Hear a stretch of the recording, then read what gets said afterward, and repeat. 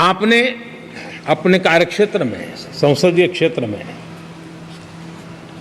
स्वस्थ मां और स्वस्थ शिशु एक कमिटमेंट के साथ जो अभियान चलाया है और सुपोषित मां, इस अभियान को आपने जिस प्रकार से अपने क्षेत्र में प्राथमिकता देकर के खुद को इन्वॉल्व करके किया है, वो वाकई प्रेरक है। आपने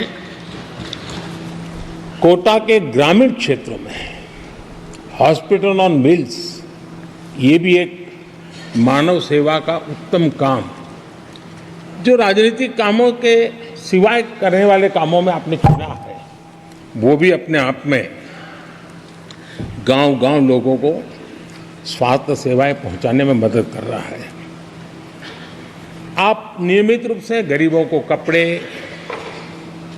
कंबल, मौसम के अनुसार छाता की जरूरत है छाता, जूते, ऐसी अनेक सुविधाएं समाज के आखिरी तबके के जो लोग हैं उनको खोज करके पहुंचाते हैं।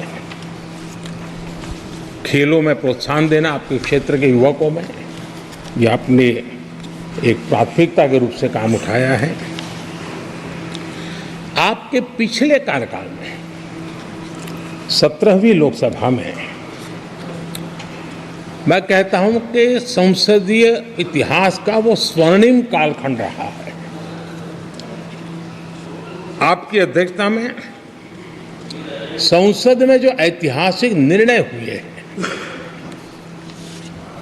आपकी अध्यक्षता में सदन के माध्यम से जो सुधार हुए हैं, ये अपने आप में एक सदन की भी और आपकी भी विरासत है। और भविष्य में 70वीं लोकसभा के संबंध में जब विश्लेषण होंगे, उसके विषय में लिखा जाएगा, तो भारत के भविष्य को नई दिशा देने में आपकी अध्यक्षता वाली 70वीं लोकसभा की बहुत बड़ी भूमिका रही है।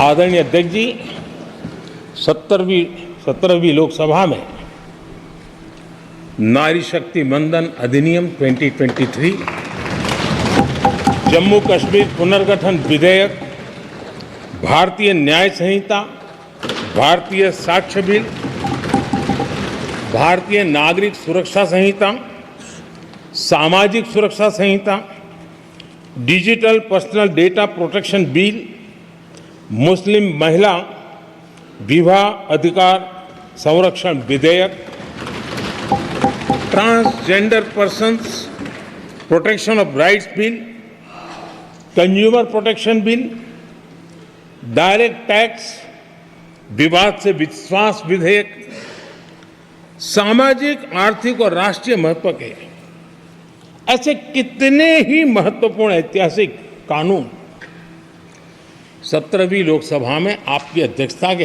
अंदर इस सदन ने पारित किए हैं और देश के लिए एक मजबूत नींव बनाई है। जो कार्य आजादी के 70 साल में नहीं हुए, आपकी अध्यक्षता में इस सदन ने इसको करके दिखाया। आदरणीय अध्यक्ष जी, लोकतंत्र की लंबी यात्रा में कई पड़ाव आते हैं। कुछ अवसर ऐसे होते हैं जब हमें कीर्तिमान स्थापित करने का सौभाग्य मिलता है। 17वीं लोकसभा में उपलब्धियां, मुझे पूरा विश्वास है देश आज भी और भविष्य में उसका गौरव करेगा। आज देश अपनी आकांक्षाओं की पूर्ति के लिए भारत को आधुनिक बनाने की दिशा में जब हर तरह से प्रयास हो रहे हैं, मैं मानता हूं कि ये नया संसद भवन भी अमृतकाल के भविष्य को लिखने का काम करेगा और वो भी आपकी अध्यक्षता में।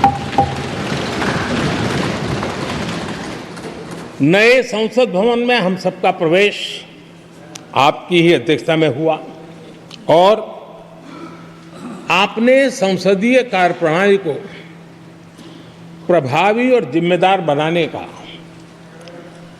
कई महत्वपूर्ण फैसले लिए हैं और इसलिए लोकतंत्र को मजबूती देने में मदद मिली है।